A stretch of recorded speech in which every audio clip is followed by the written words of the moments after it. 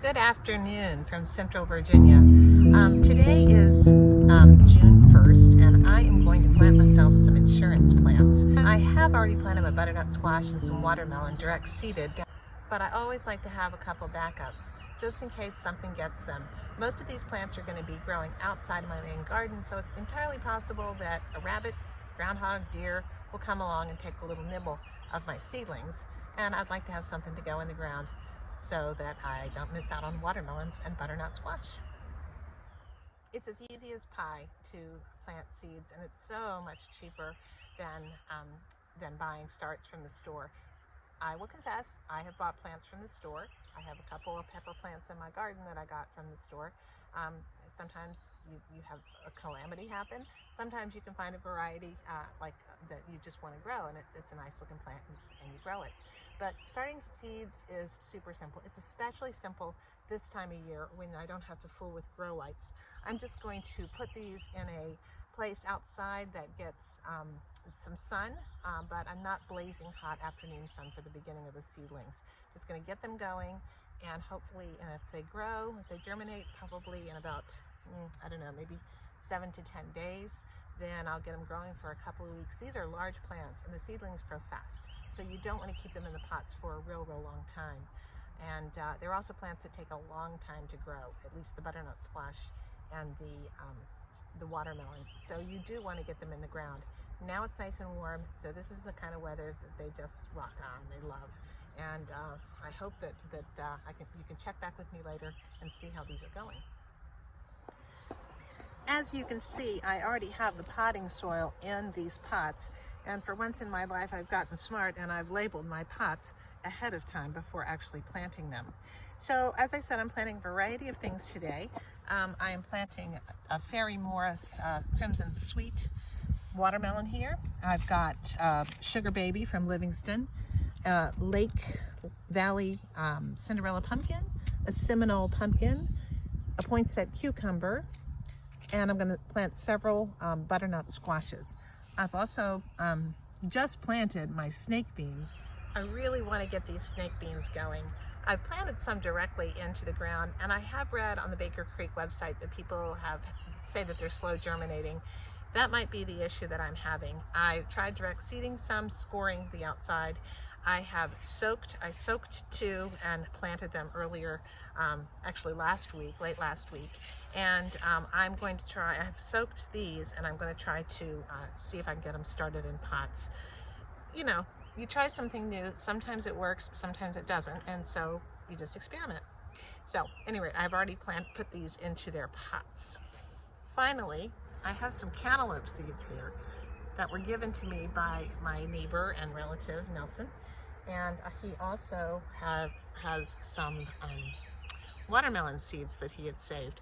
These are we have no idea what variety they are, just ones that he found and that he liked and that he was nice enough to save. So I'm going to see if I can get those started and maybe be able to give him a plant or two as well from the seeds that he started.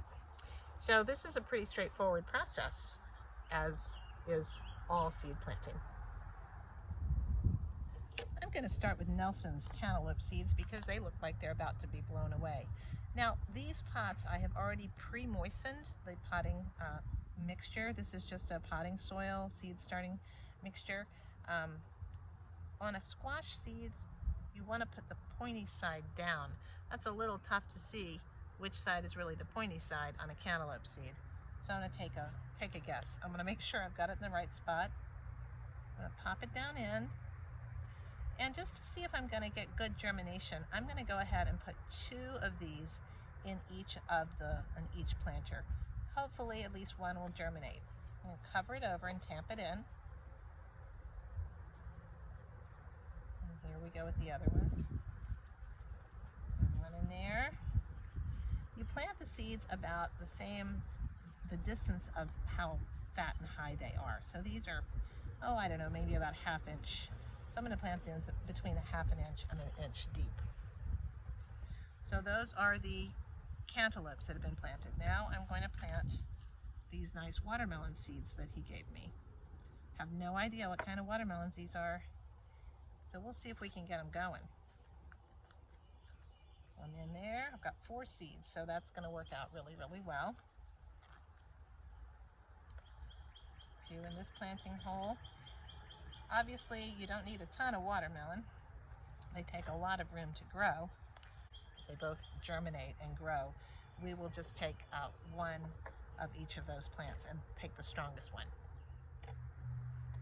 While we're on a watermelon theme, we might as well keep going. These are the Crimson Sweet.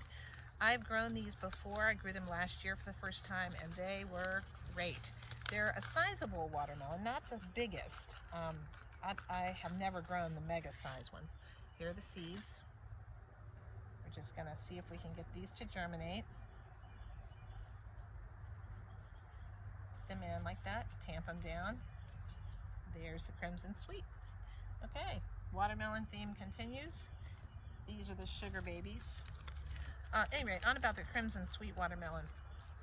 They are, mine were growing at about 15 to 18 pounds last year, which is a nice size watermelon, but not overwhelming. Sugar babies are the ones I love to grow, and I climb these up with my trellises. They are a smaller melon, and they grow pretty well, in my experience. And one melon is great for a family of 3, maybe with a few guests there. So those are the crimson, that's the sugar. Next up is my poinsettia cucumbers, and oh my, I grew these last year for the first time. Usually cucumber plants get pretty beaten up and they stop producing, and the best thing to do at that point is just plant new ones. So I always have a couple plants rolling along just in case, but these poinsettia cucumber seeds from Southern Exposure, they just kept on going.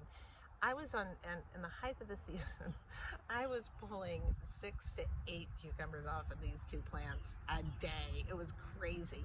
Needless to say, I made a lot of cucumber soup. We ate a lot of cucumbers, and I made a whole lot of pickles and relish with these things. But they're delicious and they're so productive.